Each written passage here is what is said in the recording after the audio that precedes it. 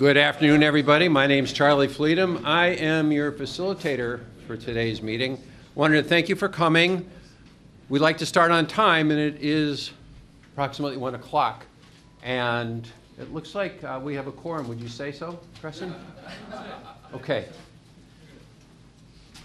I wanted to start the meeting by giving Crescent Slotin, who is the project manager for the Solid Waste Resource Management Plan, a chance to welcome you and to talk a little bit about why we've gathered together. Crescent?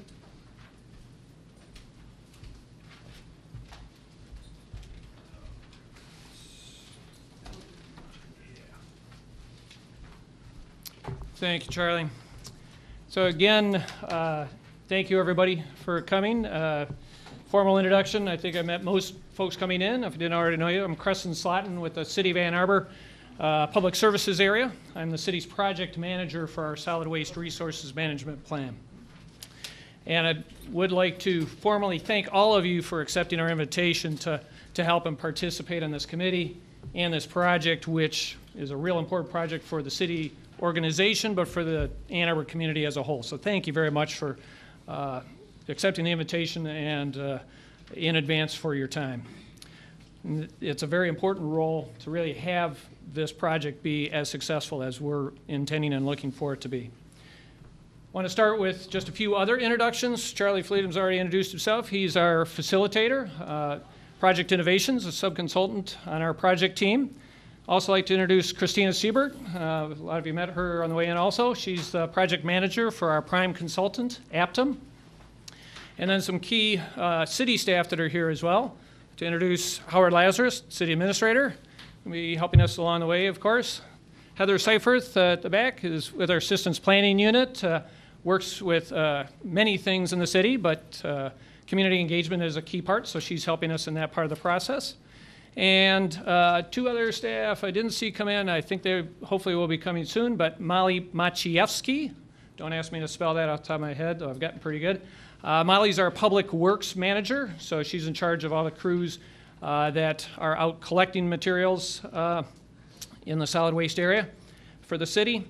And Missy Stultz, who is the city's sustainability and innovations manager. So they're also going to be part of the group helping us along the project. Oh, there's Missy waving hi. So, yep, introduce herself. So, Charlie and Christina are going to be leading the group today through the session, but yes, as Charlie mentioned, I'd just like to set things up with some context of really what brings us here today and brings you folks here to help us.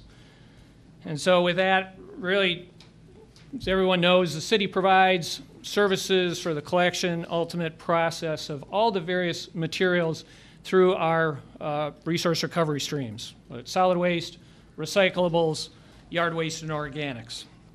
And we've been doing that. We've been in the business for a number of years, but a lot of things have changed over the years, as things tend to do, but especially in a community such as Ann Arbor. And a lot of those changes of the community itself have had impacts on these program areas and the services that's delivered and how we can deliver them. And a lot of them have affected even the basics of staff time and resources, i.e. dollars, that we can put to the programs that sometimes hold us back from moving things forward. And so just to really set the context of the stage that sometimes we lose sight of, or as time goes by aren't always aware, that really have affected these programs that we're trying to look forward as to how to move us forward in this area. So for example, the evolution of the downtown. Those who've been around for a long time, think back 10 years ago, 15 years ago, even 5 years ago. Very different downtown, a lot more in the food, service, restaurants, bars, but also residential. The densification of residents that has impacts on the services that are provided in the downtown. The community as a whole, as a job center. Back in the early 2000s, most of the jobs in town were filled by residents or people right around the city. Well now, jobs have increased over the past 10, 15 years. Much larger increase, influence of the university, other companies that have come in, but a lot of those jobs, if not most of the jobs, are now people outside of the community. So our daytime population are very well not aware of our policies, our programs, the ways we deal with our waste and our recyclables and our compostables. The Headley Amendment. If you're in the local government, the matter of tax revenues, millages, which is a major funding source. It's not the only one, but a major funding source for our solid waste programs. That gets hit because of that Headley Amendment. Not to get too into the weeds, but legislatively we're able to collect up to 3 mills with a solid waste millage. However, because of that rollback, we're only collecting 79% of that amount, 2.3 mills approximately, because of that amendment. And that has impacts on us. We've got the evolution and change of the city's workforce itself. Started my career here with the city, and when we started, we had a lot more people doing a lot of things and more focused things. We've gotten a lot leaner. We've had to. We've had people shifting, moving around. We've had people that have moved on. A couple past employees have agreed to join us on the committee, so by way of example. So those things change how those services can and are delivered. Our programs have evolved over the years, and to the point that now we have a lot of the aspects of the solid waste program that are handled by contracts. So we've got 11 contracts currently in this solid waste area handled by 7 different contractors. So a lot of time and effort dealing with managing and administering those contracts, and even keeping the customers aware who's providing what service. And Christina's going to get into some of that a bit later. There's lots of things in the area of recycling in particular that affect us here locally, and even outside the local that affect us here directly. So right now, most people know, call it our MRF situation, where we're currently not able to process fully our recyclables here locally.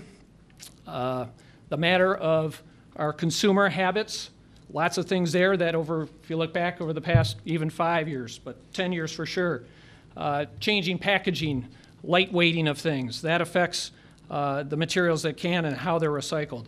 Our dependency as a society on disposability, take it and drop it. How do you know what to recycle, what to landfill? What does that do to our waste streams?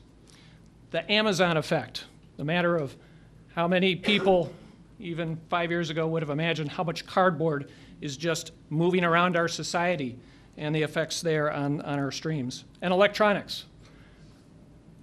Who's not dependent on electronics and what to do with them when they expire and at the end of their useful life? And then just even a simple matter, when recycling started, especially here locally, newsprint was a key material. It's kind of hard to even find a newspaper these days in print form, and so that's had a tremendous impact. And then even global effects, those really familiar with it, with the China green fence, national sword, that have affected things that affect our commodity pricing and even quality standards. So those affect recycling, which affects our other streams and processes and costs. Another area, and we're going to be touching on this through the project, to education and outreach. Thinking back again 10 years ago, got a good old newsletter, you got it in the mail, you open it up and you read it. Well, how do people digest and get their information? How long can they even focus on their information? How do you pass on that update?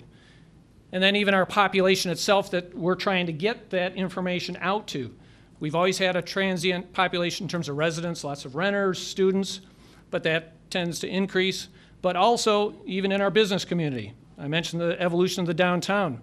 We've got a lot of great businesses here, but there's a lot of turnover, whether it's businesses themselves or the people working for the businesses. We might get somebody all up to speed on how you recycle, how you take care of your food waste, and then come back a month later and the staff's all gone, or even the business is gone. So that's an issue that challenges us. And then the last item that's been going on here a little locally, but still outside the city, Washtenaw County recently amended their solid waste plan. And one of the key goals, recommendations in that plan was to think outside of your local borders and look at regional opportunities. So looking at opportunities to maybe take a regional approach to our material streams and management of those. And so really to kind of sum things up and why we're here and what we're looking to have you folks help us with is just a quote here from a second from our memo to our city council when we approved the contract for this project, that this solid waste resources management plan will lay out a strategic approach for the city on how best to provide our solid waste, recycling, and compost organics management programs. How are we going to do that in a way that meets the needs and desires of the community, but be able to do it in a financially responsible and sustainable manner? We've got to be able to do it in a way that we can keep it up and keep it going and advance it. And so to help us with that and to keep us not only providing what we do, but keep us moving forward and advancing toward our goals, zero waste. This planning process is going to involve a lot of technical analysis so that we're using hard data and robust engagement. Love that buzz term, robust, but can't get much more robust than an advisory committee of 35 to 40 people.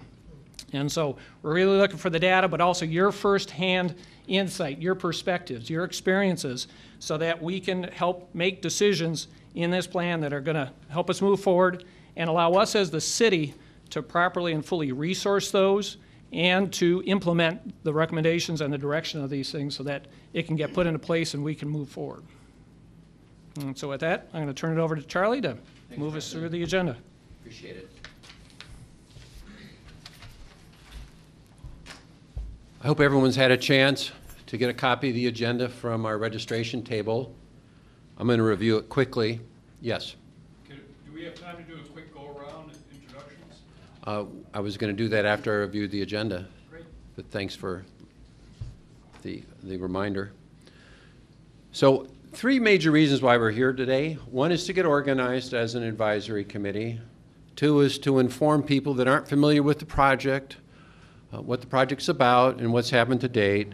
And 3, and perhaps most importantly, is to listen to you and your opinions about the project at hand. The agenda, I'm going to talk a little bit about the organization aspect. That's called the advisory committee review.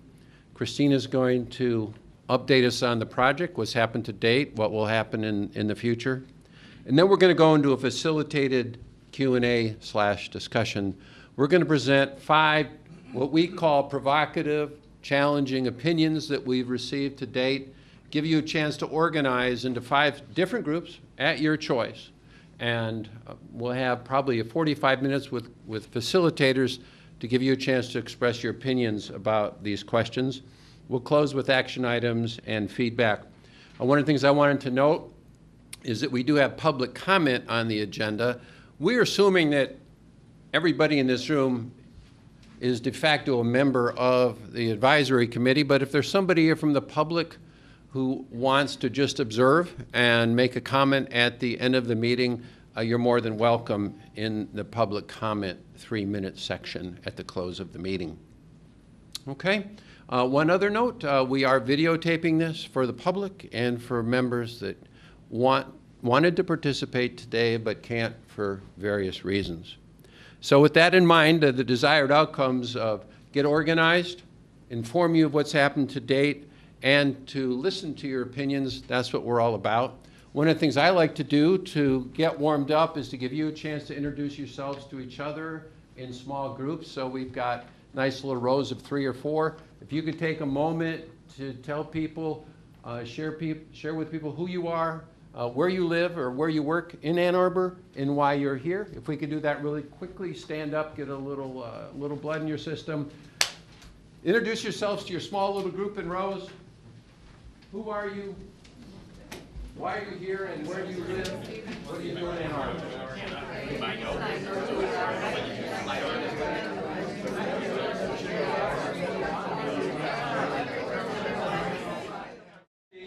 We're going to follow through on Tom's idea to give everybody a chance to briefly introduce themselves. If there's something you want to talk about that's not on the agenda or that hasn't been raised yet, please let me know. I'll record it on the flip chart. Howard, do you want to start? Quick introduction.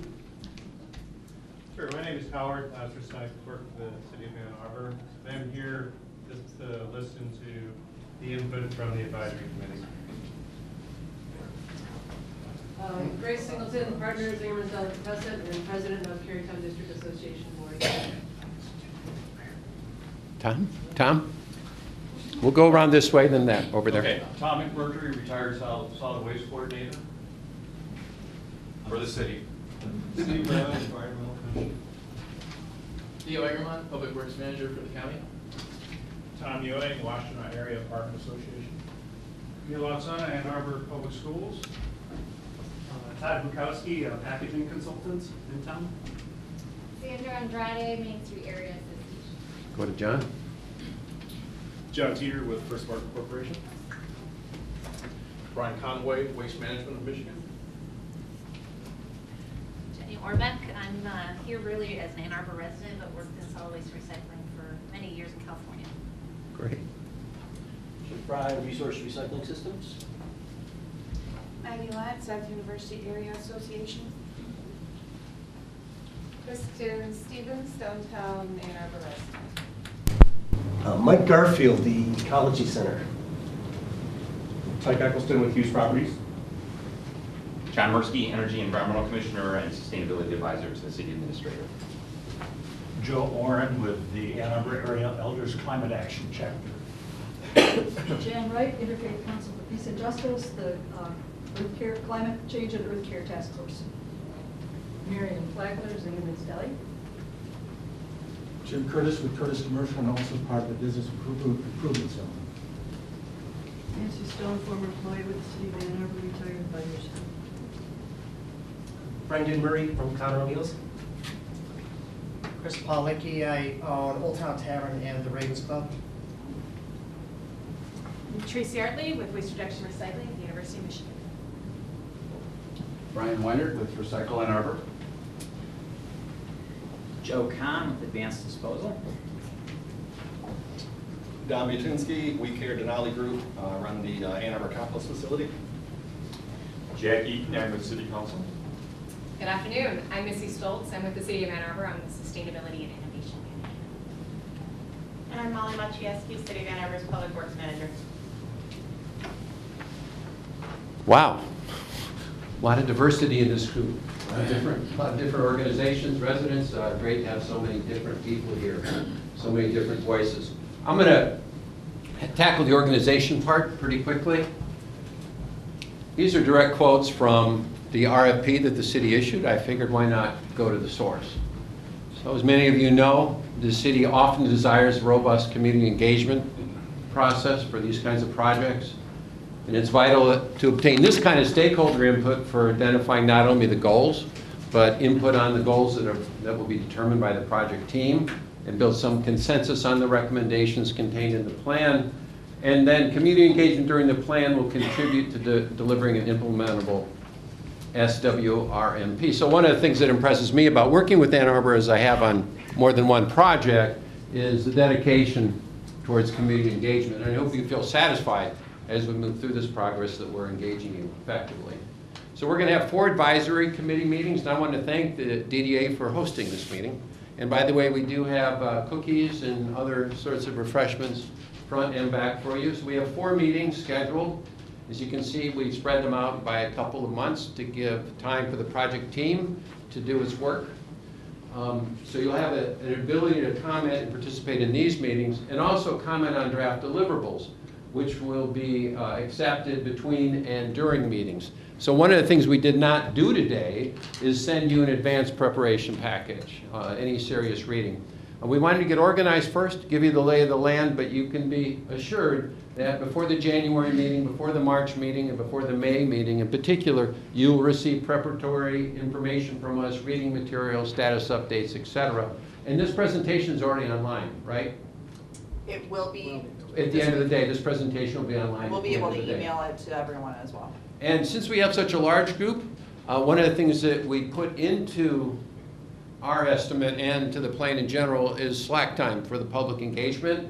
So we are willing to do individual debriefings, phone calls, etc. If there's some input you feel that you want to give that's not appropriate or not enough time in these advisory committee meetings, we'll make time and space for that.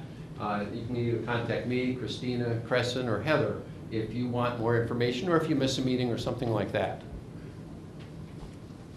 So it's always good to have some rules for committee conduct. One, we're going to try to start on time and end on time. That's really important to us. We know it's important to you. You're all busy people and you have meetings beyond this or activities. We pledge to provide meeting summaries to you no more than 2 weeks after the meeting. And the project team is committed to submitting deliverables in a timely manner. We have to do that in order to give you the preparation you need for this. Treat all participants with mutual respect, no finger pointing. There's a lot of energy and passion around this project in solid waste in Ann Arbor, and we want to have a civil meeting with mutual respect and discourse as much as possible. We also want to make sure we give everyone a chance to contribute. So that'll be my job, to maximize your ability to contribute and provide input to us. Try to differentiate between I know facts and I think opinions. So we're going to try to do that too, through Christina and her work.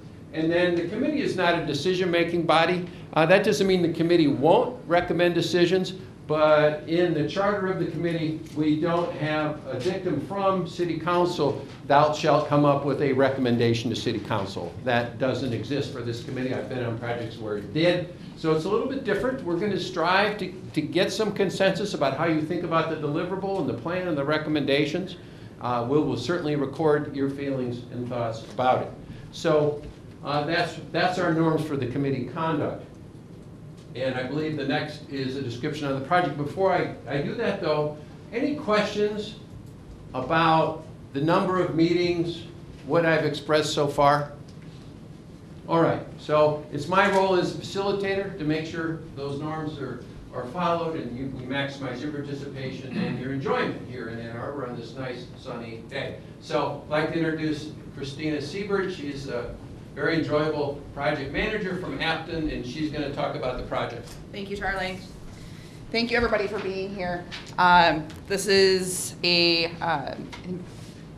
one of the best groups in terms of broad representation that I've had the chance to be in front of, being involved in solid waste planning projects and helping to develop community plans. So I really appreciate all of you taking the time to be here. I recognize a lot of faces from prior work that we've done with the city through the organics management plan a couple of years ago. So I'm glad to have your voices back as well. Again, taking this bigger picture look at the city's solid waste resource management and determining where to head over the next 5-year period and beyond. So a lot of you have heard some of the different pieces of what this project entails through some of the stakeholder interviews we've completed to date. Some of you haven't heard that. So I want to take a few minutes, get everybody on the same page with understanding where this project will be going, what we'll be looking at. And we have really, I think as Crescent set it up, we've got two big pieces to this. It's the technical review aspects. We also have the engagement aspects, and we're really bringing those together and marrying them and rely on a lot of your expertise and input to do that. That being said, we know that there's been prior plans that have been done in Ann Arbor. There was a plan that was done that ran the 2013 to 2017 timeframe that was put together by a lot of stakeholders. I think several of them are in this room today. And we've looked at that plan. We're going to be looking at the recommendations that were in that plan and determining what of those recommendations are still relevant, what can we build off of, what has been implemented. There are a few pieces of that plan that did see implementation, particularly on the residential compost side. So being able to add the food scrapings to the residential compost carts was an objective in that plan. It happened. Other elements of that plan maybe haven't moved forward, and we're going to talk about why those haven't happened, and we're looking at ways to resolve the issues with implementation. So in order to implement, again, we need that financially sustainable piece, and we need to be in line with policies and ordinances that are either existing or developed for the community. So we'll be looking at all of those different pieces through this process. We are doing a cost of service analysis to be able to answer some of those questions about the financial sustainability and how we can fund new opportunities and expand programs. That cost of service analysis is underway. It's nearly complete. Will be shared with you when it is completed. And it provides a good framework for us to work off of for making decisions about future programs and looking at what the impacts are and being able to value not only the dollar impact, but the performance impact on achieving the city's goals for waste reduction or for improving emissions. We are benchmarking against peer communities, and we'll talk more about what those peer communities are, how we define those, and what that benchmarking is going to entail. As a way of saying, what can we do in Ann Arbor that's worked elsewhere? What experiences can we draw from communities that we would hold ourselves up to as the leaders in the areas that we're trying to meet? And then we'll be doing the resource needs assessment and options analysis to really build all of the technical aspects for those different options and start to formulate the recommendations that would be presented within the plan. And through all of this, we're sprinkling in various engagement opportunities. So we have completed over 30 stakeholder interviews to date with more than 20 different individual organizations to hear the one-on-one perspectives of the community. We conducted a focus group with the downtown businesses. They had about 20 businesses attend at the end of September to be able to talk specifically about the issues within the downtown and how we need to look at those in this plan process. We have presented at a work session with the Environmental Commission to gather their initial input as well as an important advisory body within the community for the implementation of future solid waste objectives. We will be doing our 4 advisory committee meetings with all of you. We'll also be doing a scientific residential survey. There will be a phone-based survey, and we'll field that sometime over the winter months in order to gauge resident response to some of the options we were looking at and their tolerance for things like possible payment, if that's one of the options that we're looking at for funding, is how would they feel about fees for service or the need to increase services in certain areas. How can we best reach them with education and outreach, and what are the methods by which they get their information? And that's an important thing to do because those average residents contribute so much within the community in terms of the tonnage that's generated and has to be managed, and that we're looking at trying to divert from our disposal, but they don't come out to forums like this. We have a difficult time engaging them in the discussion directly, so how can we best get that information? Let's take a cross-section of them and do that sampling. And we did that when we did the organics management plan and found that to be a pretty useful tool in order to gauge, again, those needs, and it matched well with a lot of the perspectives within the stakeholders, but it also showed us that there were misinformation that was present within the general public that the more informed folks that we regularly engage with don't have the issue of. We tend to be well informed in these matters. The general public is not. So, what are we going to be looking at in this solid waste resources management plan? Kind of broken this down into a number of different areas, try to bucket things a little bit to provide ease of conversation. One being opportunities to increase diversion. This is what we typically would think of when we think of a resource management plan. How can we drive our diversion? How can we have less material to throw into the landfill? So here we'll look at opportunities for things like expansion of organics collection, and that can be the year-round collection for residents that isn't available now. That collection right now runs only through the yard waste season. Or it could also consider the commercial sector and how can we best serve those businesses that are interested in diverting their food waste. And we'll build off of the recommendations and analysis that was in the organics management plan to address a lot of that. Multifamily recycling, something that has been a struggle. It's a struggle in most every community. How do you reach that portion of the community, which oftentimes is a transient community, particularly here where you've got a university base that these students come in and out. Staffing for the university can change over. You've got a lot of short-time residents. How do you reach them and how do you get them to participate? And what are the services that you need? Specialty programs. So what else can we get? What haven't we done yet? Are there ways that we can collect clothing, textiles for recycling, and what would that look like? Is that something the city should be providing as a program?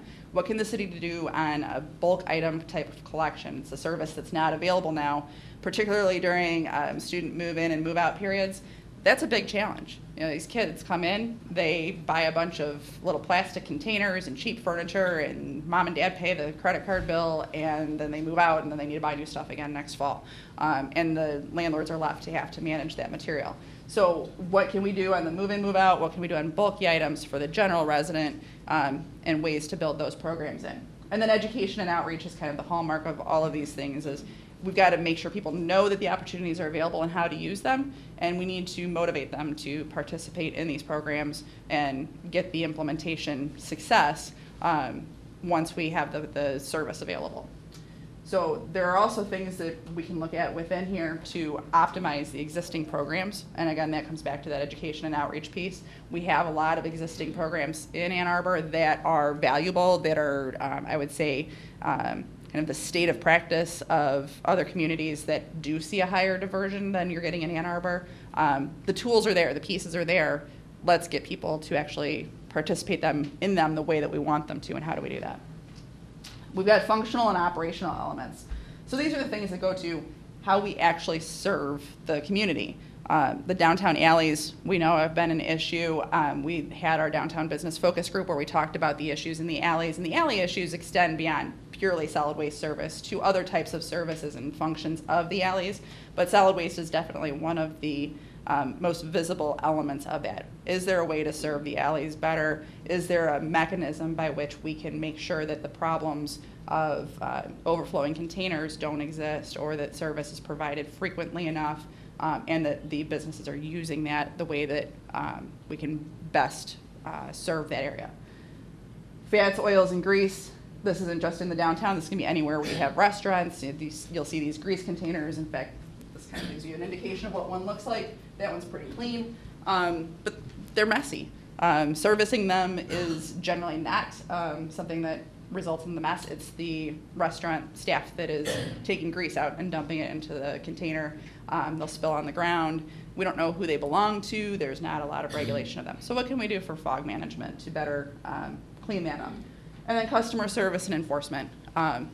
Serving the city, serving the community, being able to answer their questions and give them the direction that they need, and enforcing the rules. So it isn't always that the city isn't providing the service, it's that a business or a resident may not be following the proper set out procedures for what they're supposed to do for their trash or for their recycling or for their compost.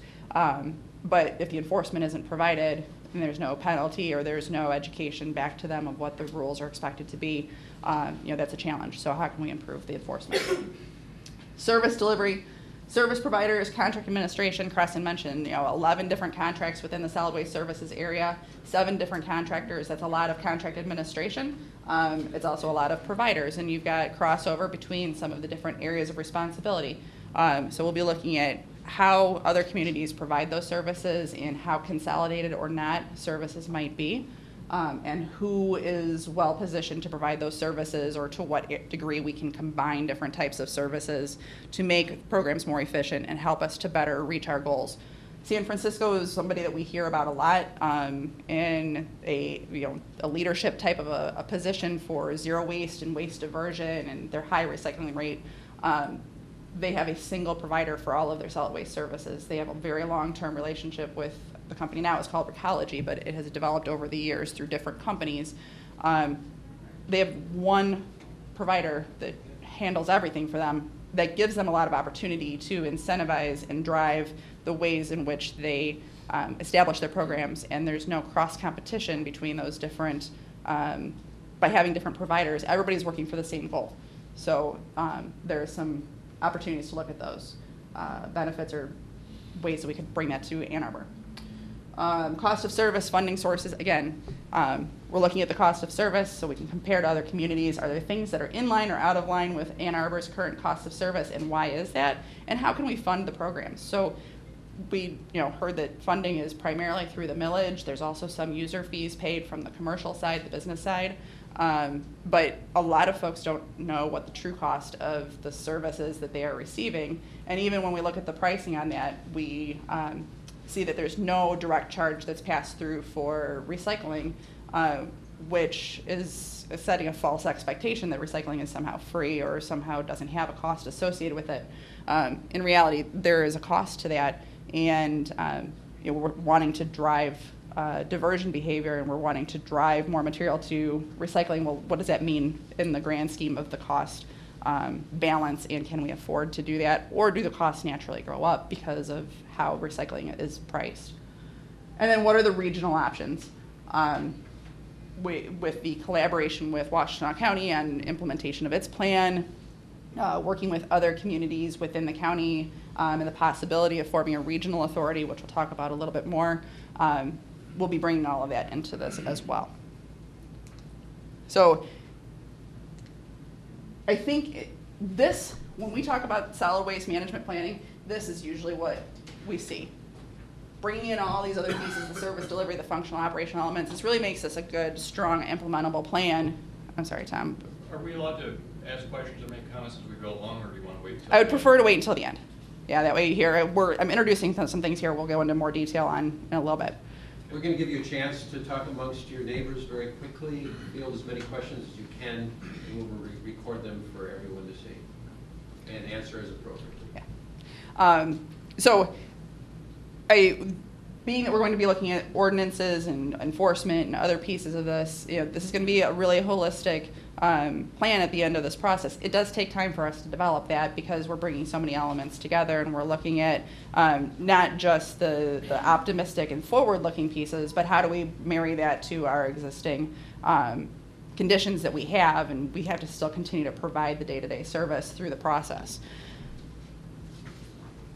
So there are, on this slide, just some of the concurrent and correlated activities that are going on within the solid waste area that we're also keeping in mind and we're keeping informed on, and we'll be bringing into the plan where it's appropriate, coming back and sharing information with this group as it's appropriate, because this has impact in some areas of the solid waste resources management plan. Some of those things, we've had service changes that have been being made that would address kind of, we'd call them, like a one-off type of an issue. The issue with Sava's, with the overflowing dumpsters, getting a second dumpster last spring. Three Chairs Alley recently had some issues where containers were creating problems for the business. Those have been addressed. Those are things that are looked at regularly by solid waste services to make sure that where problems arise, they can work towards a resolution. Those aren't looked at as long-term fixes or things that are going to always be the way. We don't want to always put a Band-Aid on every scratch. We don't, we want to look at a system and be able to say, how can we change the system to prevent the need for the Band-Aid? How can we better protect ourselves and provide a better level of service? But those things are happening, and where we're learning things from that, we're able to bring those in to the options as well and say, well, if this works here, can we expand that and do this on a more broad level? The downtown alley service options, we know that there's a group that's looking at what options might be available and whether there's a possibility for that to be consolidated to another, through another set of services or service provider. So we'll be keeping aware of that through city staff. Regionalization is being talked about. So there are 7 or 8 communities and townships within the eastern part of Washtenaw County that have gathered and are working on incorporating as an authority to primarily drive diversion behavior, looking at things like how can we improve the quality of our recyclables, how can we collect more recycling, and then what is our need or our ability to command better processing capacity or local processing capacity through either the Ann Arbor MRF, another MRF, and revitalize that aspect of the local management of diverted materials. So that's something that's lacking right now. So staff are involved with that regionalization effort. They're meeting on a every month or every couple months basis. So we'll be reporting back to you on how things are advancing there. Again, MRF options even beyond that are continuing to be explored. The city's processing contract for recyclables will be expiring the end of June. We'll be looking at, what is the next method of processing recycling, because we have to have some place for it to go. Right now it's going to Cincinnati. It's viewed as a highly expensive outlet for managing the recycling compared to if we could keep it local somehow. So through the procurement of the recyclables processing, maybe options will emerge to do something with the MRF. That'll have to be something we have to wait and see. And again, that ties to this last one here, the procurement of expiring contracts. So recycling collection, the recycling processing, and the commercial franchise for commercial waste collection. Those are all going to be expiring in June. So those have to be re-procured. We need to get new contracts in place for those services because we can't let service lapse in those areas. We can't wait until the plan is complete because the completion of the plan pretty much wraps in with that same expiration date. So we're going to be working with staff to create flexibility within those new contracts that the recommendations that come out of the plan that would need to be addressed by contractors would be flexible enough that we can have some ability to work with those contracts, and we're not stuck with the new 5-year contract that we can't implement recommendations from the plan on. One other item that's on here, not on here, but I wanted to mention is the organics cart education outreach pilot that Jan and Joe have been working on through a grant from the city. I think stemmed out of some of the research that was done and the recommendations developed for the organics management plan, looking at ways to try to drive residential participation in compost. So they've been working on that for several months now. I expect maybe at a future meeting we might be able to get an update or provide an update on the success of that. But again, that's one of those elements of we did the research, we did the study, we have the recommendations, and it really just takes some of the time to try it out, see how it works, see what the performance is that we get, and then can we roll that out? So we're looking forward to that when you have it. So our accomplishments to date, we've done our interviews, we've done the work session with the Environmental Commission, we've had our downtown business focus group, we're having our first meeting with all of you. So our engagement aspects are well underway. We are going through and reviewing the current city resource management practices and quantities. That's all important baseline information for us to consider as we're looking at our different options down the road. Where are you at now, and where is it that we're trying to get to? And our research that we're working on now is the cost of solid waste services, the benchmarking against peer communities, and program and service options. So these are all some big areas that we'll be having a lot more information to share with you in the next couple of meetings.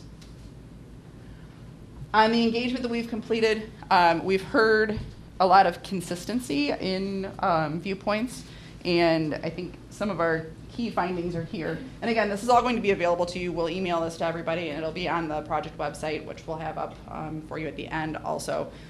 So don't feel that we're going to have to remember all of this or you have to jot it all down, because you'll have it.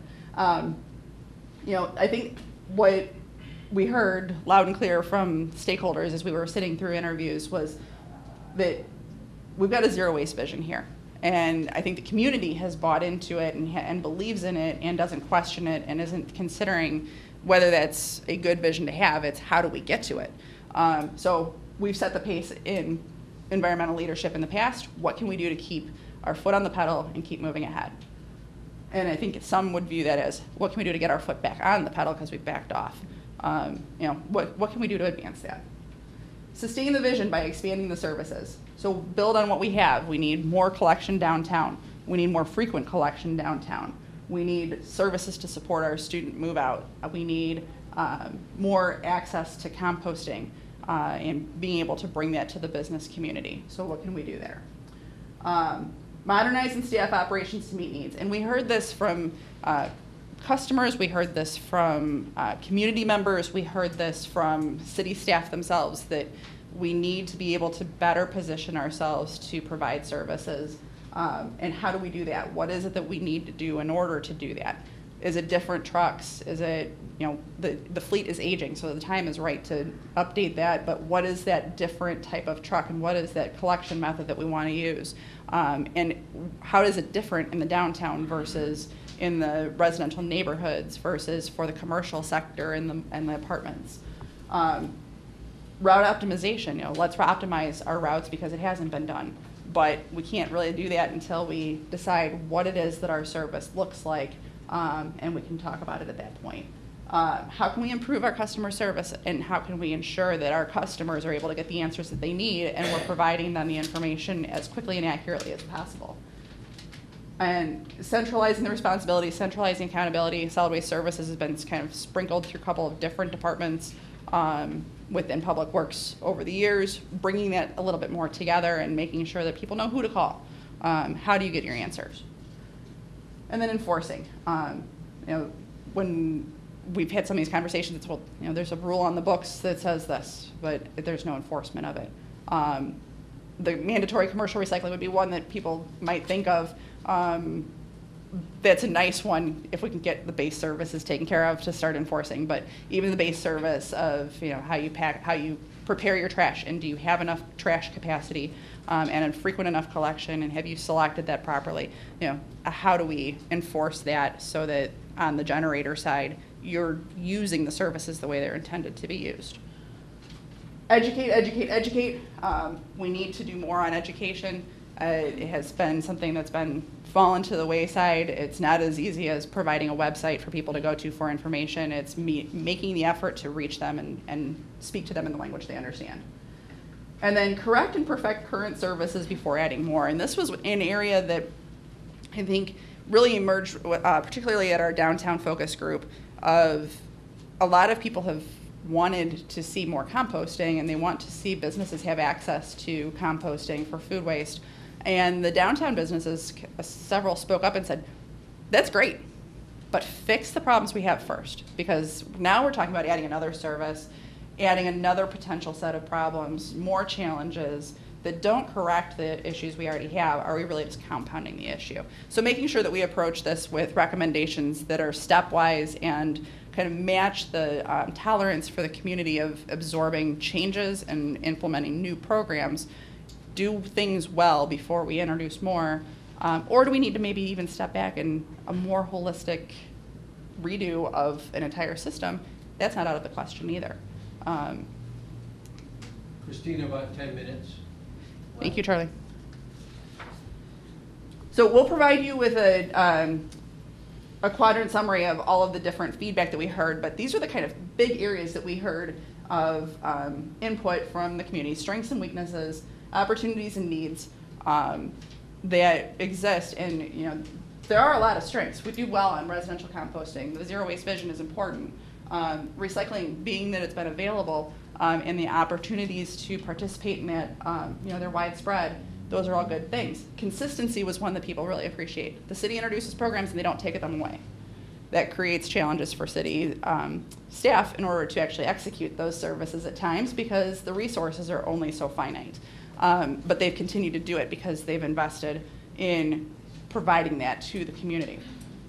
On the opportunities, you know, zero waste again shows up here as an activity-based opportunity. So we've got the vision. Now let's bring it to our events. Let's bring it to our practices where we can. Let's collaborate with the university on zero waste efforts and start making this more of a part of the dialogue. Collaboration is an opportunity. You know, expansion of services in the downtown and communication outreach. These are, I would say, you know, very positive, great ideas. The weaknesses, you know, we've got to get some of these older contracts to be more streamlined, better matched up to the services that need to be provided, more clear. The downtown services and customer service to the downtown needs to improve. And then leadership and having a voice and a control over moving these programs forward and who is responsible and making these things happen. And then on the needs, you know, infrastructure and equipment, the trucks need to be replaced. The MRF is an issue. What are we going to do with it? We need some specialty programs for things like move out and for bulky customer service upgrades. So these are all summarized in a much more detailed graphic that we'll provide for you. Quickly going through, what does the city do now? If you're a resident, it's generally pretty easy as long as you're a resident that lives in a neighborhood and is in a single family home. You have trash collection and carts from the city, you have recycling collection and carts from Recycle Ann Arbor, and you have compost collection provided by the city, either in a cart if you've purchased one or in a yard waste bag. If you're a business, you've got a couple of different options. If you want to have your trash collected in a cart, the city's going to service that. If you want it collected in a dumpster, that's going to be Waste Management under the commercial franchise. Your recycling is collected by Recycle Ann Arbor if it's in a cart, or by the city if it's in a dumpster. And compost is generally not offered to businesses. Multifamily gets really confusing because multifamily is sometimes like a resident, sometimes like a business, and sometimes owns their own containers that somebody has to service. So we've got a lot of different options. Your trash might be collected by the city if it's in a cart or a dumpster. Or it might be collected by Waste Management if you've contracted with Waste Management for that service. recycling is going to be collected by Recycling Ann Arbor if it's in a cart, or by the city if it's in a dumpster that the complex has. And compost, again, is generally not offered. It's a very difficult service to provide at this point, and hasn't been rolled out and made available to the multifamily sector. So then there are nuances within this that if you're in the downtown, the city collects the recycling in carts instead of Recycle Ann Arbor. If you're a resident in the downtown, not exactly sure where you fit sometimes. But if it's cart service, you're generally being served by the city. So last night I was running through some of this, and my 9-year-old was looking at this, and he asked me to explain what all this meant, and I ran through it, and he goes, "Mom, that sounds really hard." I'm like, it kind of is. It's confusing. Can't you make that better? So let's try to make that better.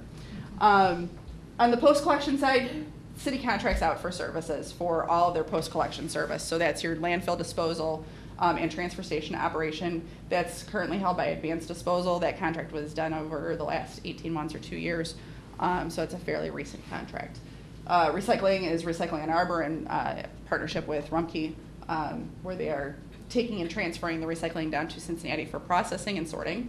And then compost, the compost facility is operated by We Care Denali here in town. And that contract, again, was done year and a half, I think it was last January maybe that it started. So those are 2 new contracts that are done. The recycling contract will be coming up and being redone again next year. So where are we at diversion-wise? What does diversion mean? Diversion is everything that's not going to the landfill. And really we quantify this as how much is recycled and how much is composted. We have an element of the diversion that can be the waste reduction element. So if you reduce how much waste you create, but we can't really quantify that. So typically we're looking at what can we actually weigh and measure. So it's tons recycled and composted over your total tons generated. The city historically had reported a recycling rate that did not include all of the materials in that generated quantity. So it did not include the commercial trash because of the way that the service was provided, the data was available. There were limitations. So they would calculate how much was recycled and composted, which included both residential and commercial material. But the trash was generally only the residential trash plus some of the commercial trash. So it gave a false sense of where the diversion rate was, more in the upper 40% type range based on that. Now that the city has changed the way that it collects its scale data, has control over the scale software, they've been able to better perfect how they're calculating those quantities. So currently, calendar year 2017 was about a 29% diversion rate. And through the first half of 2018, we were at about 28%. And I expect this number probably will go up because the leaf collection in the fall is a lot larger than the other portions of the organics that are collected in the spring, which only spring is in this number. So we might see a tick up from the 29% when we actually get those complete numbers in for the year. But that gives you a sense of where you're at. And when we start looking at other communities, we'll be able to compare that performance.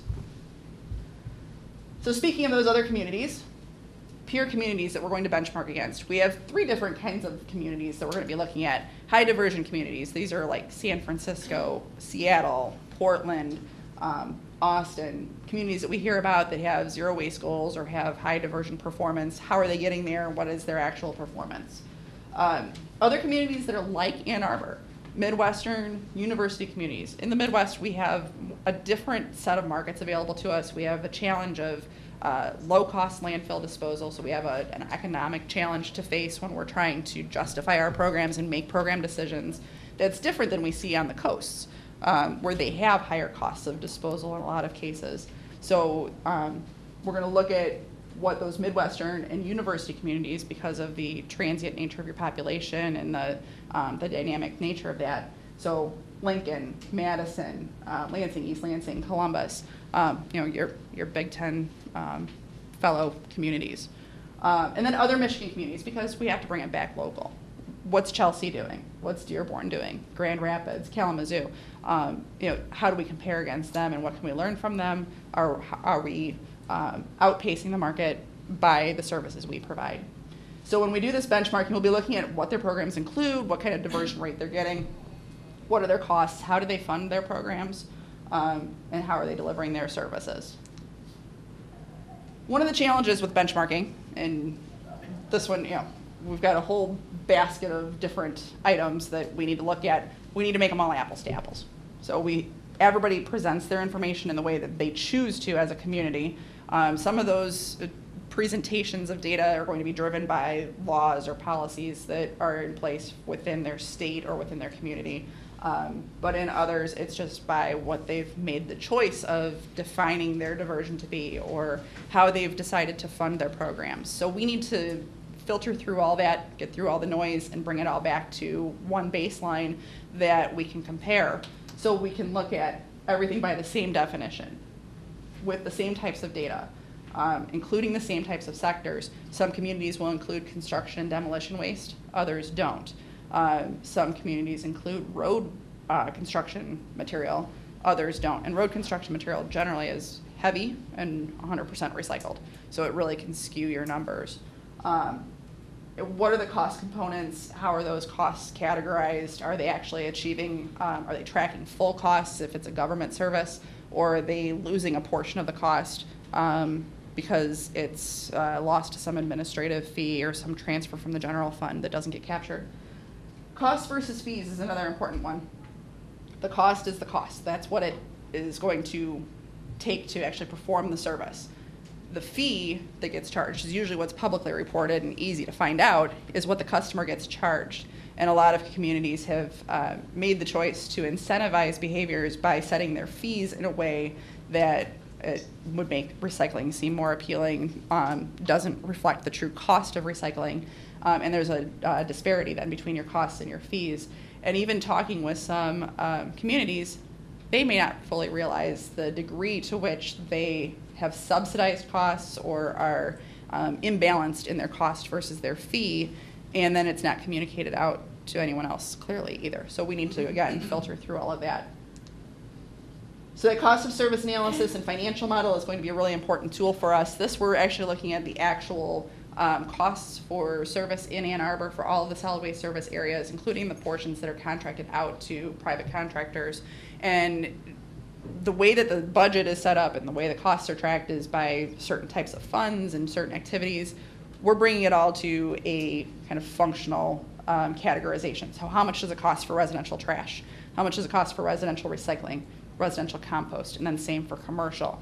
And being able then to distribute the other fixed costs among those different services so that we can compare against other communities, so that we can look at what the cost is per household or the cost per business or the cost per ton collected, and be able to gauge performance, gauge opportunities and options going forward.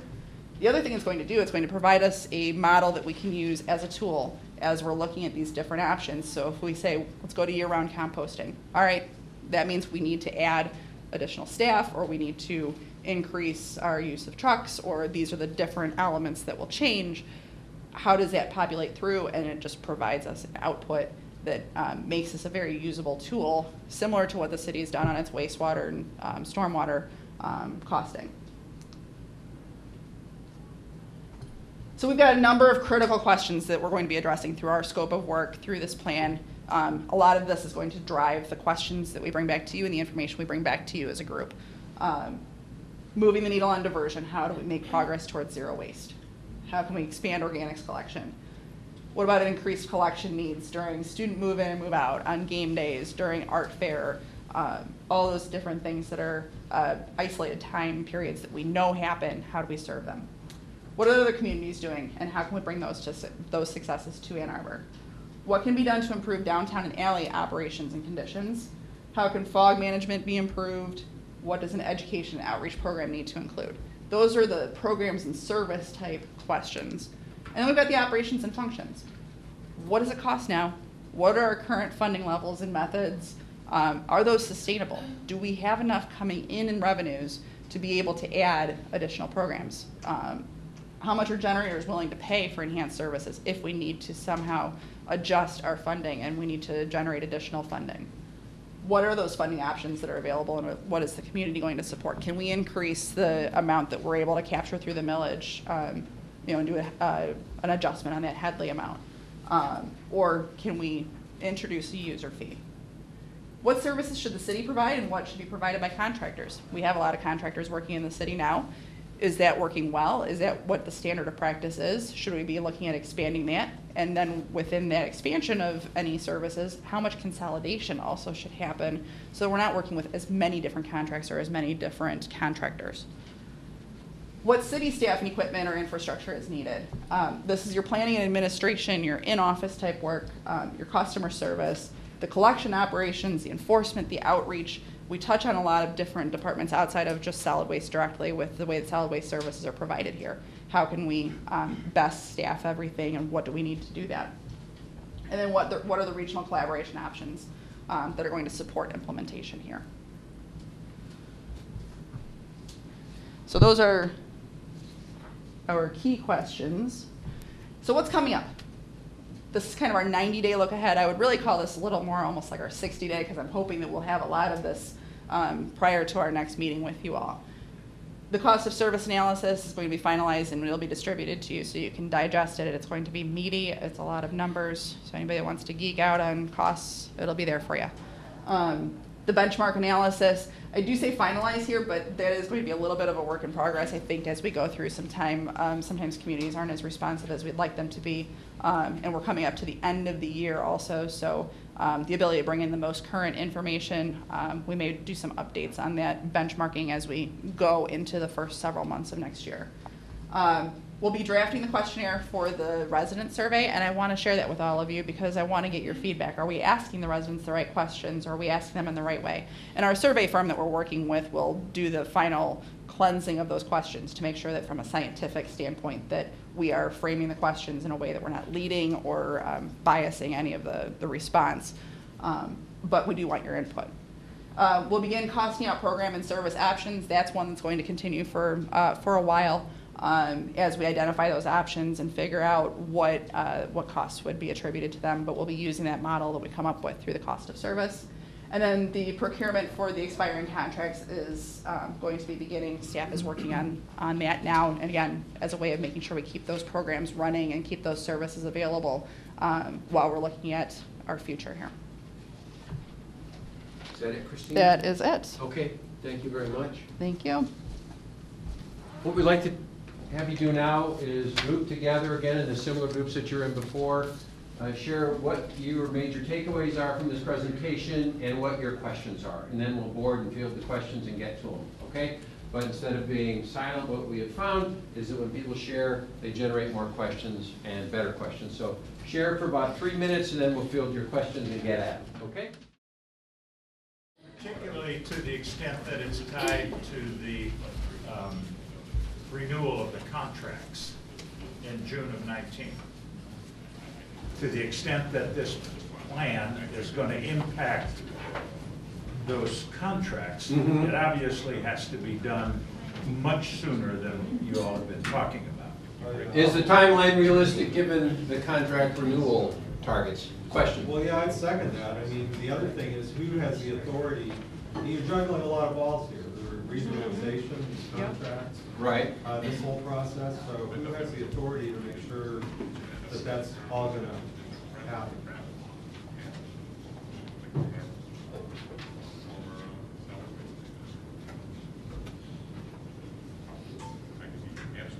So who has the authority? I'm going to say ensure completion, but integration of these various components. That's what I'm hearing. Okay.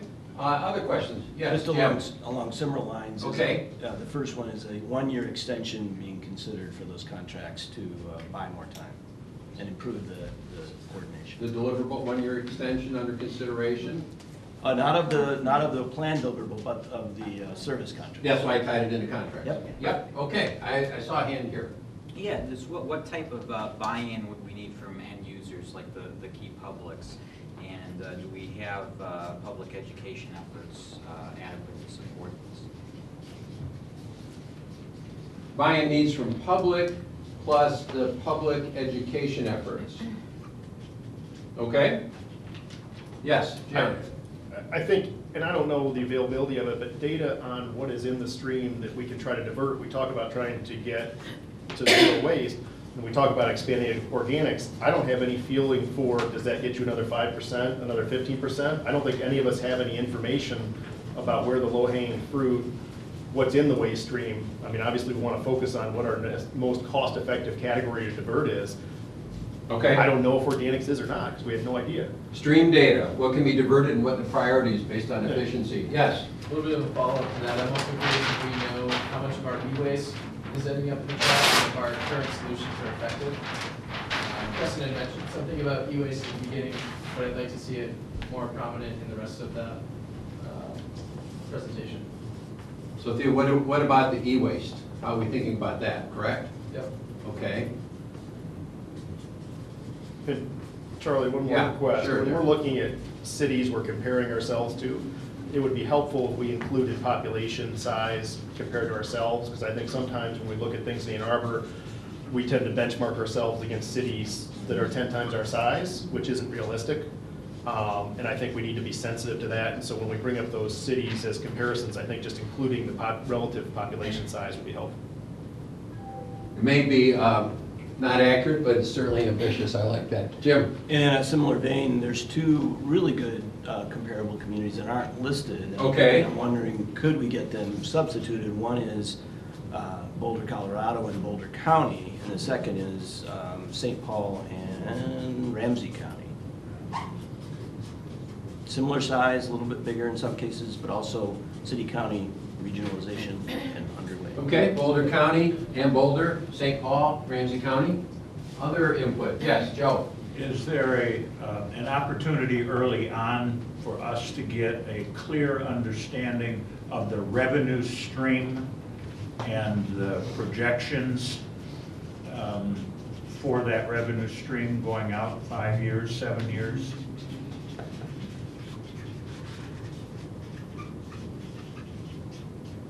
Clear understanding of the current revenue stream plus some projection scenarios? Yes? I didn't catch your name. Nancy. Okay, yeah. And we were talking about problems in the downtown alley area. Right. And the frustrations of trying to figure out who to call. But it would also seem, would it be possible to consider one number that whoever's answering that particular number forwards things, and a database that branches to the different services, so that. So sort of one number to rule them all, right, when it comes to customer service? Okay, yes? Is the recycling drop-off station on the list of things to explore? It's been in city solid waste plans going back a couple decades now that facility be replaced. It's been in capital plans, and I didn't hear it mentioned. Wonder if it's on among the priorities. Solid waste drop-off station, how is that recycling drop-off station? Yeah. How's that being included in the plans? Yep. Not solid waste, we said recycling. It takes some solid waste. Okay. All right. You were talking about the FOG program, the grease trap issue. Have we any idea of, of what we're looking at there? Kind of the same as John's question about, what was it? Quantities, right. FOG program, what are we looking at? What kind of numbers? And it's privatized right now. It's not the. Right? Yeah. Some of the FOG providers were actually in the organics project that we had. Yes, John? To combine maybe two topics, there's some concern or desire for increased levels of service, Sunday service downtown, organics, composting year-round. So there's a desire to do that, but what are the cost implications? And then how is that taken into consider in the context of our total financial situation, where for many years our net solid waste reserve fund was increasing, which would have enabled that type of thing. Mm-hmm. But in the last several years, we've been depleting that fund, and that's been used as a reason not to do the expansions. So is there something where we can do something with our current costs that would enable an expansion of service by simply improving our cost situation? For example, not shipping things to Ohio. Okay, impact of fund depletion regarding service expansion. How do we work through those challenges? Yes. It would be cheaper to ship instead of a truck.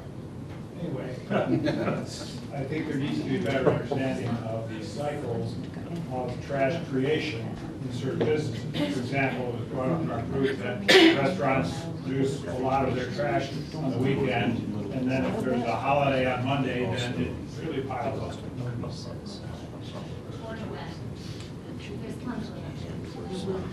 And piggybacking that, you talked about accountability, so this might be included in, I don't know the details, but, so some businesses don't pay right now, and it's kind of lost, like, sometimes it's surprising to find out that they're not paying. So, analysis of who's paying what, restaurants should be paying more by square foot, getting some sort of formula and making it consistent, and then making people accountable.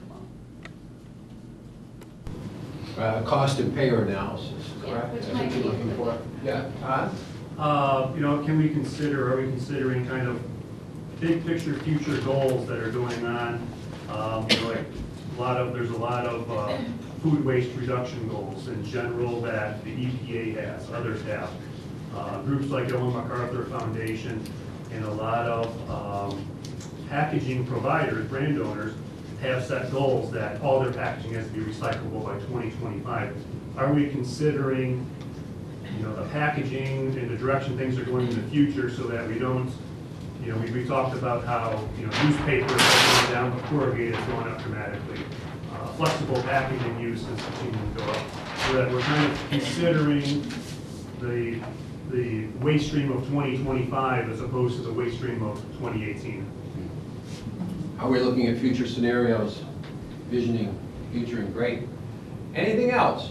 Just a few more, yes? Yeah, I'm hearing a lot about the third R. I'm not hearing so much about the first two Rs, reduction and reuse. I'm wondering if that's part of this plan. That's good. We'll plan and consider thoroughly reduction and reuse. I got one more. Sure. To what extent can the public schools help with your communications portion of this program?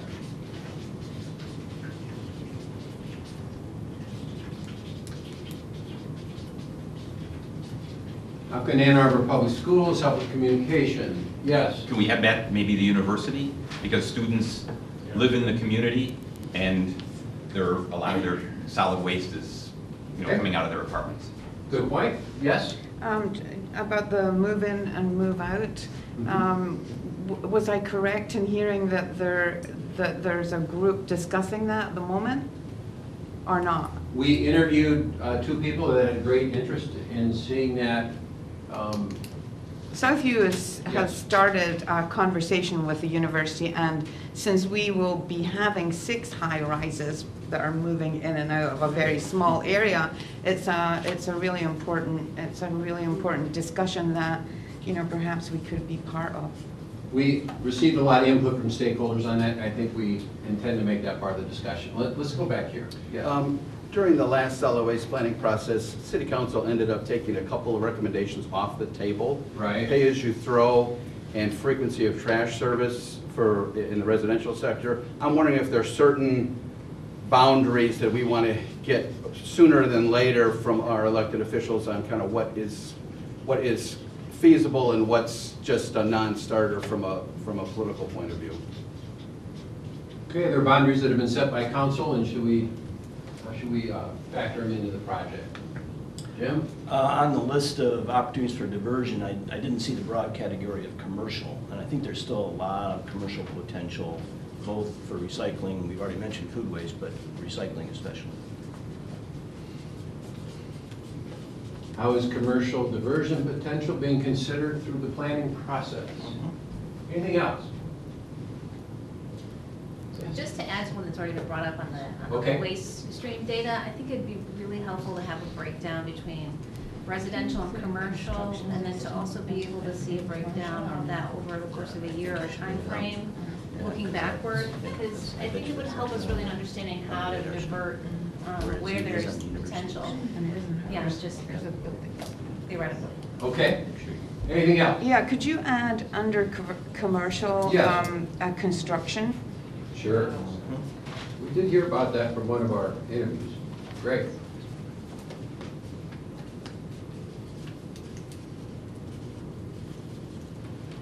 Okay. Well, obviously, we have 4 flip charts of questions here, and if we go through them all, we will not be able to get your input on some very important questions, and we need that input in order to get to the next phase. But sometimes when I do meetings, I give everybody a red handkerchief, and I say, if what you want to know is so important, you're willing to throw down that handkerchief and say, answer it now. Okay, we give people a chance to do that. So, has anybody asked a question that you feel you absolutely have to have an answer or discussion on it now, of this whole array here? Because I can guarantee you, Christina and the team will be answering these questions, and they will be provided to you in an FAQ before the next meeting and as part of the meeting summary.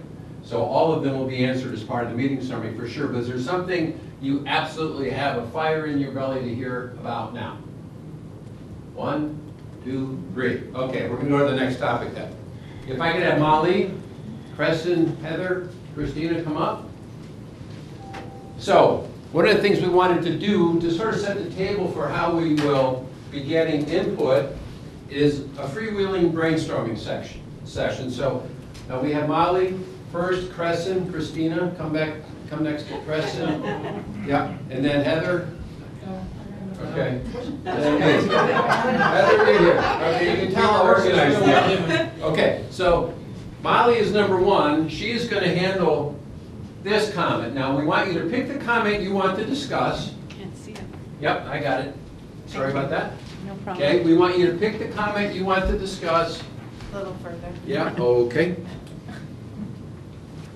All right, how's that? Thanks.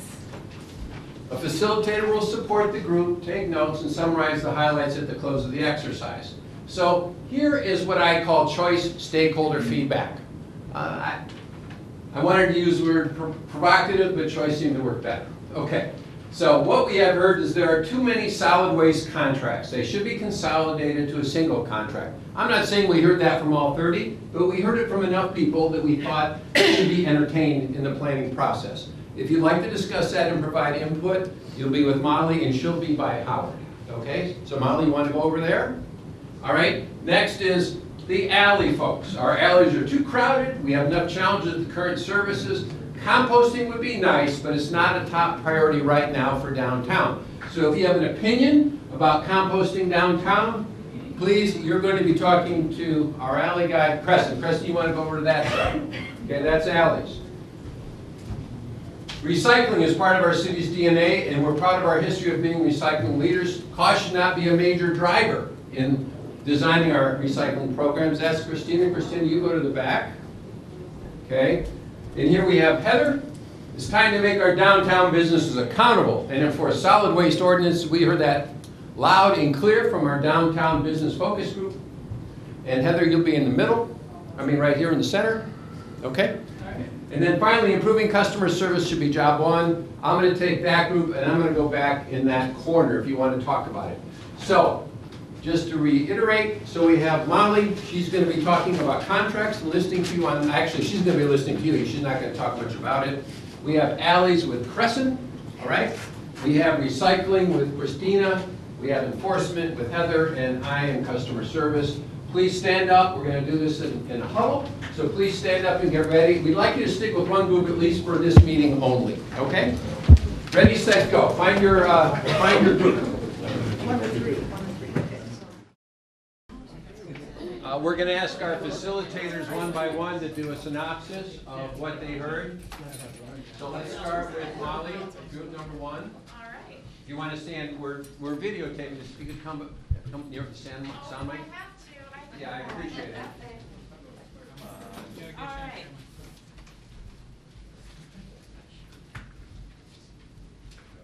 So, I guess the comment was, are there too many solid waste contracts and they should be consolidated to a single contract? And I think there was consensus from the group that the word single in that two-sentence statement may need to come out. Maybe we just need to look more at what is strategic in our consolidation and how we can strategically consolidate, whether that be one contract or multiple contracts. There's a question still, which I know was posed earlier. Can we do a one-year extension either with one or both of the service contracts for collection that we have right now? We didn't talk a lot about the MRF contract. We just focused on collection contracts. It was brought up, but we didn't get a lot of time on that. And the reason to do the extension, the group felt, was because there are other options that should be looked at and that are already kind of underway, like the regionalization effort, and how does that impact? We have several new council members coming on. Are they up to speed on everything? Are they ready to make decisions? Or do we need their feedback also to kind of give us parameters and know what's off the table and on the table so that we know what bounds we can work in and work without?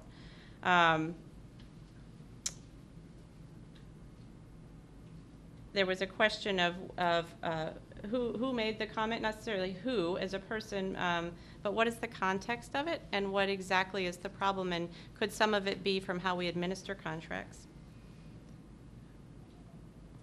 And then finally, when we think about our contracts, we also consider our in-house provision of services right now, and we need to think about how we provide that service, and we should be treating that like a contract as well, in that we need to hold ourselves to those standards and figure out how we can gain efficiencies, knowing though that right now we have, severe limitations, right, financial boundaries that we're working within.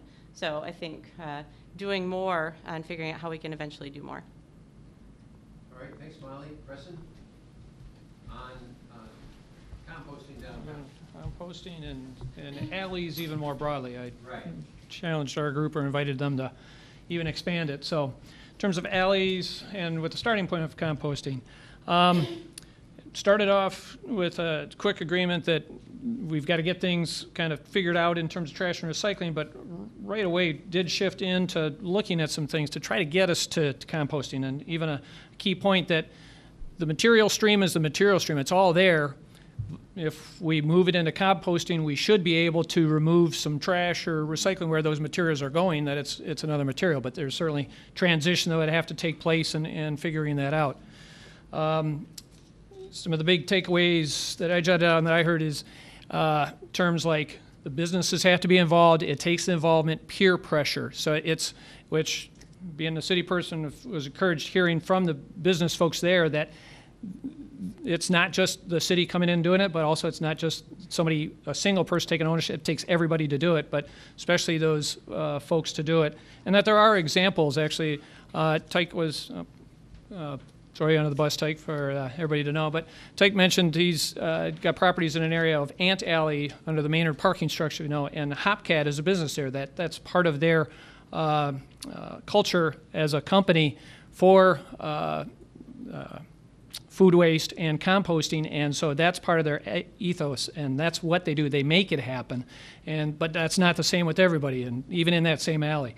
You get national companies and things, and all of a sudden, Tyke goes in and asks for the manager, and the manager's gone, and somebody's there who just came 2 weeks, and he doesn't even know, and they've changed all around. So it takes the involvement of everybody for that.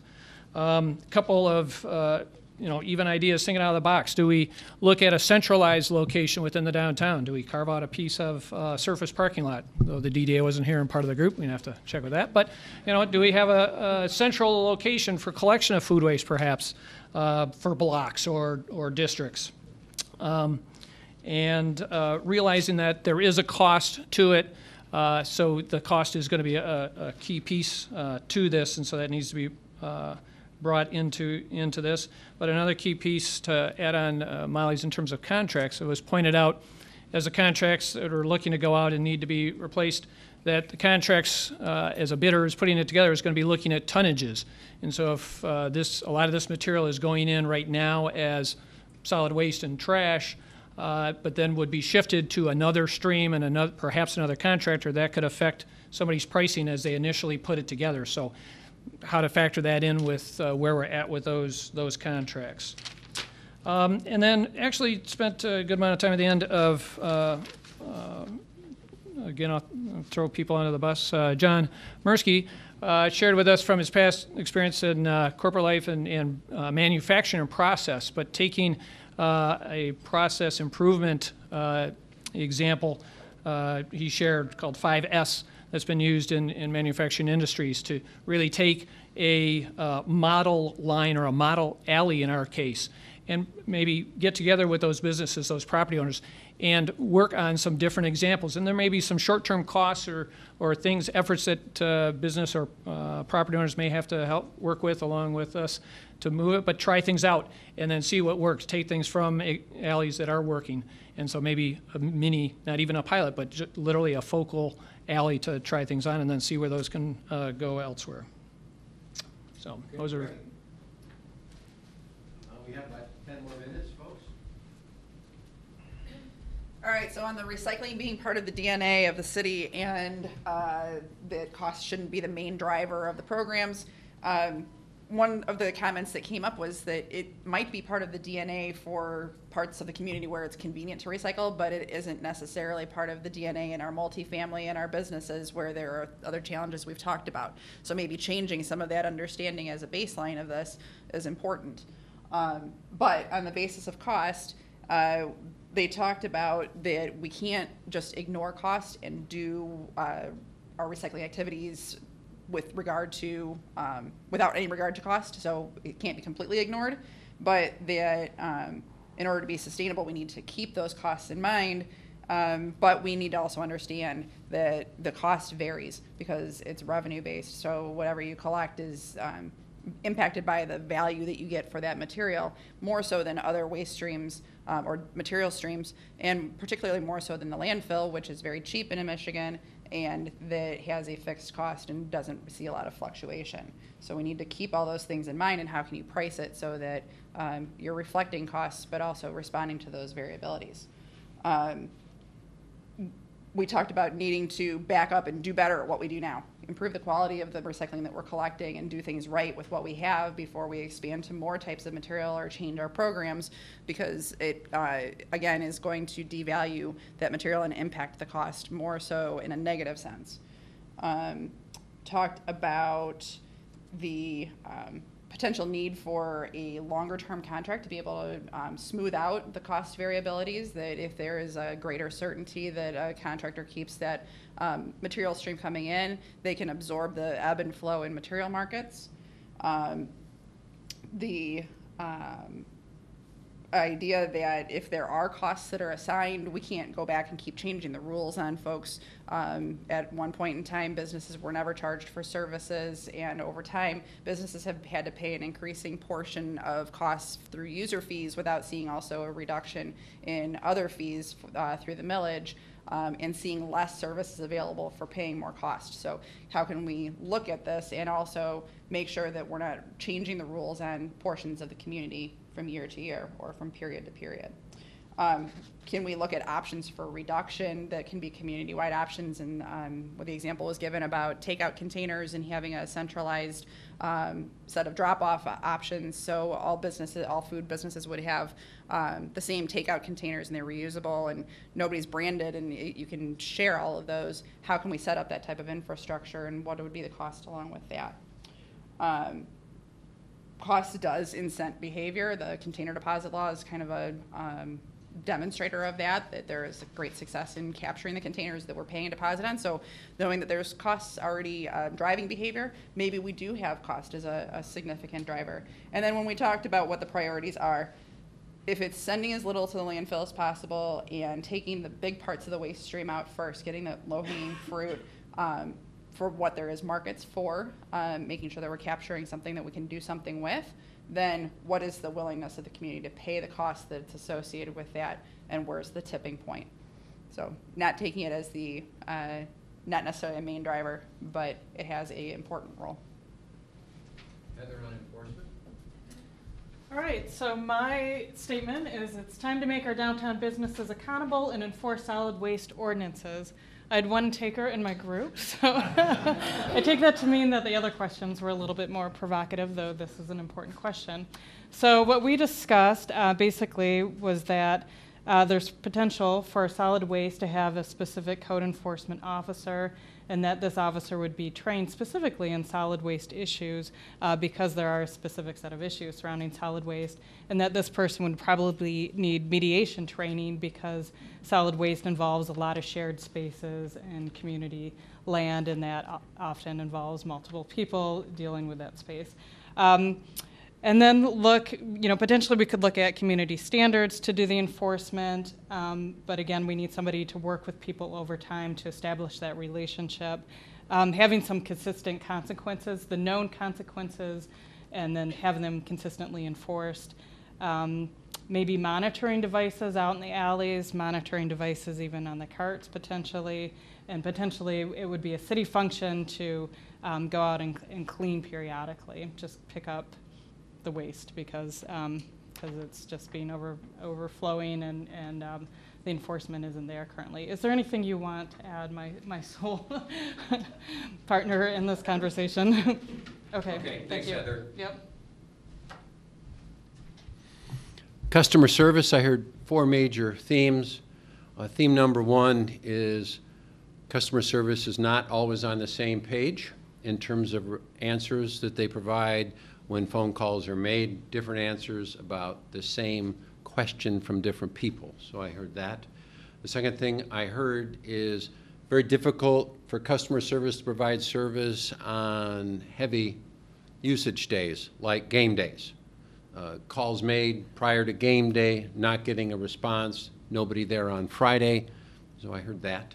I also heard that education needs to be expanded and accelerated pretty significantly. There's 1,000 people a week that visit the landfill in eastern Washtenaw County. Many of them don't know where to take their e-waste, where to take their hazardous waste, what materials go where. So there was a significant request for education, sort of block by block, group by group. We did get some positive feedback on See-Click-Fix. People said that See-Click-Fix is very responsive, and when people use it, they get answers next day, even on pickups. Way to go, Molly. That's what we heard. Always nice to have one positive in a group like this. And I think that's it, unless I missed anything on customer service. Hold on.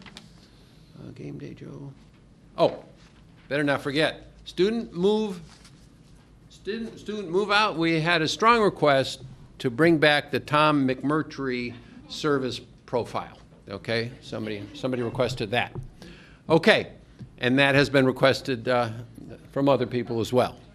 So with that in mind, I want to thank you for participating in those groups. In terms of action items, what we have is we owe you answers on these questions. We'll get that to you in FAQ.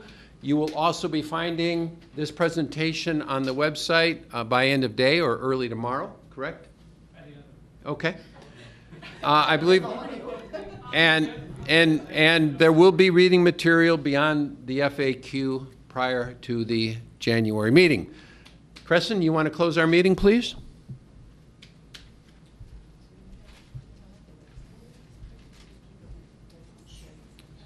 I'll bring you back the next meeting. Okay, so you can close the next meeting.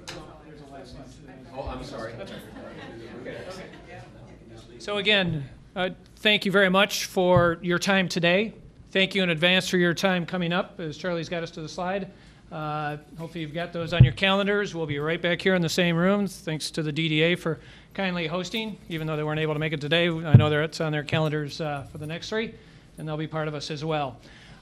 Again, this is an extremely valuable, important project for all of us, and really appreciate you helping us get there and advance us further, and for taking the time out of all your busy schedules for this. If I can click the right, ooh, that was definitely the wrong one. Never give the clicker. And the meeting ends. Never give the clicker to the engineer. All right. On the presentation when you see it, what you would have seen is a slide. We do have a project webpage. It's very simply the a2gov.org, and then the acronym we're using for the project, so /SWRMP. Thanks. Oh, yeah. Thank you, Charlie. And Along with that website, there is a group email address. So if you have an email for the project, you're not exactly sure who to go to, that's one that's set up within City Hall that various staff people, so including Molly, Heather, can see those so it doesn't get bogged down to my email address. So please feel free to use that. But we've also got the contact information for myself, Christina, and Charlie if you've got something specific for us. Can you email that to us? Sure. We can I'll even take. So we will be sending this presentation out to everyone, and it will be on the website. Yep. As part of the presentation, so you'll Yep. have it through there.